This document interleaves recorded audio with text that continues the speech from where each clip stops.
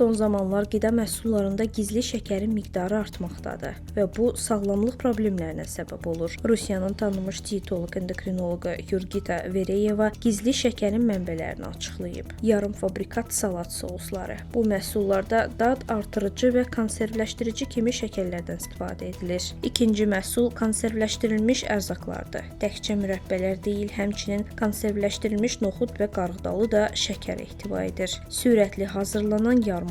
Bu məhsulların tərkibində şəkər və digər sağlamlığa ziyan olan əlavə maddələr olur. Fast food və qəlyanaltılar da bu siyahıya daxildir. Çipslər, krekerlər və digər qəlyanaltılar şəkər və duzla zəngindir. Pendirli pastaların və hamburger çörəklərinin də tərkibində gizli şəkər olur deyə həkim xəbərdarlıq edib. Dietoloq məhsulların tərkibini diqqətlə oxumağı və şəkər ehtiva edən məhsullardan çəkinməyi tövsiyə edir. Həkim xüsusilə uşaqları şirələr və qazlı içkilər yerinə sadə suya alışdırmağın onların gələcək sağlamlıqları üçün vacib olduqlarını da vurğulayıb.